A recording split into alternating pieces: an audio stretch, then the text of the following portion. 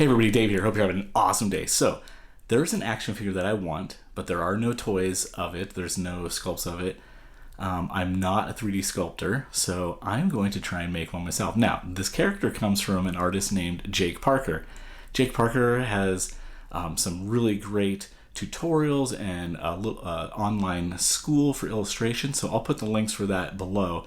But he has been a huge inspiration to me and to my daughter. We've been collecting his books. In fact, my daughter, as I mentioned last video, she's heading off to college. She's going to be studying visual development and character design at Laguna College of Art and Design, so I'm super excited. Can't wait to see what she does. But one of Jake Parker's characters that he has is this little guy. His name is Chaser. And like I said, there's no characters, no figures of him. I'm not a 3D sculptor, so I don't know how to build it in ZBrush or anything like that. So I'm going to take some old-fashioned Sculpting, a little brain power, and see if we can make one ourselves. So come on, let's do it.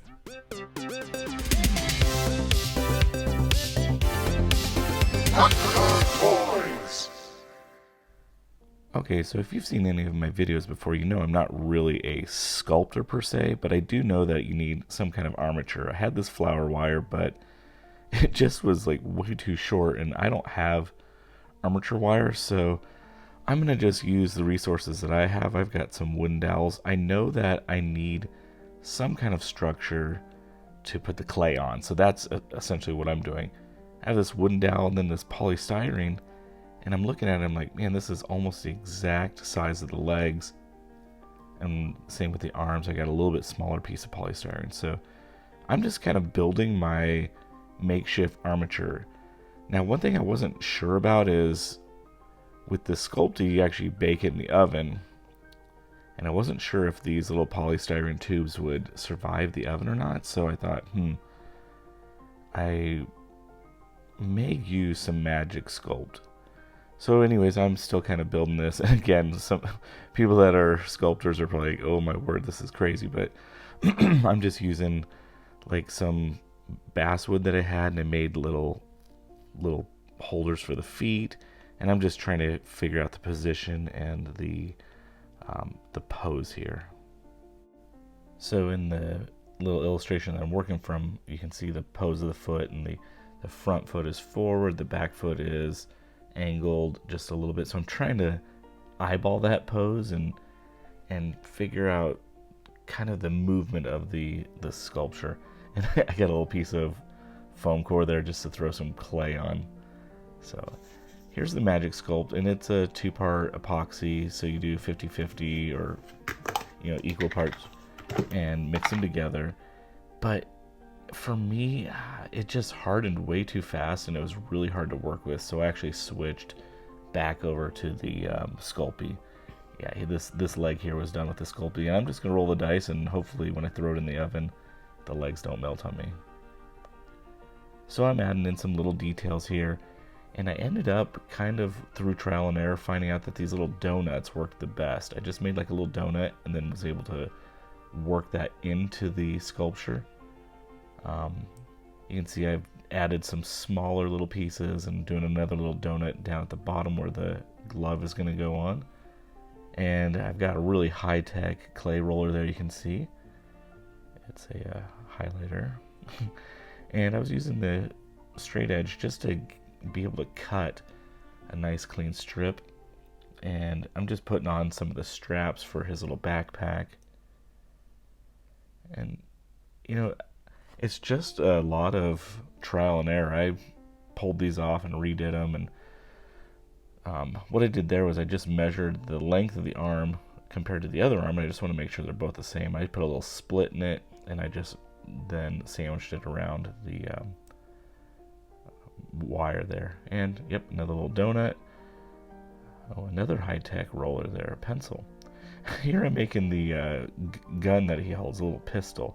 And I found this screw washer that really worked nice for the tip of the gun. So I'm using wooden dowels, and the Sculpting, I'm using polystyrene tubing, and I'm kind of just making this little custom gun here.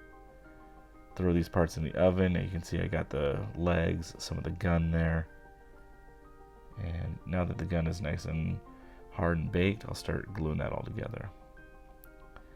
Now on the arms, there are some, I don't want to say panel lines because it's not like a Gundam, but I went ahead and carved some of those in. Now working on the head. The head is kind of this giant football, but I got to figure out how to hollow this thing out and then fit the Skull Chaser face inside of this. So that's kind of what I'm doing right here, just playing with the clay, smoothing it out, and this is a lot of trial and error. This is probably about a half hour of work. So, and there is this nice cool little rim on the inside, so I just rolled out some clay, flattened it out, and I'm just kind of lining the inside, and it gives a little dimension to the helmet. So I think that turned out pretty cool. Now on the side of the helmet, he's got these little half circle things, and they are set off a little bit, so I use that washer and it sets it off just enough. It's kind of right on, it's just perfect. So I baked that in the oven, sand that down, get it nice and clean. Now he's got this visor, and I thought I'm gonna get a pair of sunglasses from the Dollar Tree because I wanted to have that like visor look to it. So sure enough, they had these at the Dollar Tree. I think it's gonna work perfect. Yeah, I'm kind of just spotting it out there. I'm gonna go ahead and make some marks on this just with an X-Acto knife and kind of figure out how wide I need it to be. I was hoping that the knife would actually cut through the sunglasses, but it didn't, so I went ahead and got out my Dremel and kind of cut through that. It happened really fast. It was pretty easy, but it did leave a little bit of a rough edge, so I just got my sander on my Dremel and cleaned it up, and that worked out pretty great. Okay, so here I'm working on the skull, and with the skull, it is the character, so you have to get it right. And this first round, I'm kind of just stumbling through it, and it's not really working or looking exactly how I want it to look. In fact, the more I worked on it, the less I liked it. So I'm kind of just looking at it and thought, well, if you don't love it, just squish that little guy. Oh, that feels so good. But you know, sometimes it doesn't work, so just for me, I had to just squish it to know that I need to restart. And here's the second attempt at it. I actually drew a couple just so I could kind of get the feel of it, and I think that turned out a lot better. Now figuring out, you know, just kind of fitting it in the helmet there, and with a little bit of massaging, it kind of dropped right in. I feel pretty good about that. May not be perfect, but I think that works. Now for his backpack, I used some aluminum foil, covered it with clay, made a little box, and then I used the ruler to kind of make the little seam, and then use a little tool to kind of just smooth that out.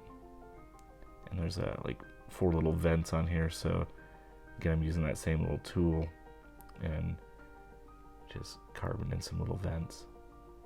Here it is, ready to prime. And there it is, all primed up. And I went ahead and took the time to mask this because I'm going to paint this red. Red is really hard to paint white over, so I went ahead and took the time to mask that, and it was way worth it. So here it is, like Christmas time, getting to open this up, peeling off all the masking tape. This definitely made it 100 times easier to paint white. I did have to do a couple coats of white, but in the end it turned out really great. This is a really cool bag of parts that one of my viewers, Darren, sent me, and I needed some little brackets for the visor. I found 6 of these little guys, and I think they're perfect. They're already silver, so I don't even need to paint them. Just glue them on and put the visor on. I think it's going to work great. Okay, so the project is finally done, and I've actually spent about 3 months on it, but I've just been picking at it here and there in the middle of other projects. So haven't been working on it 3 months solid, but just picking at it here and there. And just this last week, I really kind of dialed in and finished it up. So it turned out super cool. I can't wait to put this on my shelf and in my collection. And again, if you haven't looked at Jake Parker's stuff, definitely check out his stuff. I'll put the link below. And what an inspiration and an incredible artist. And I hope this inspires you to go make cool stuff as well. So as always, it's a great day to be a toy nerd. Have a great one.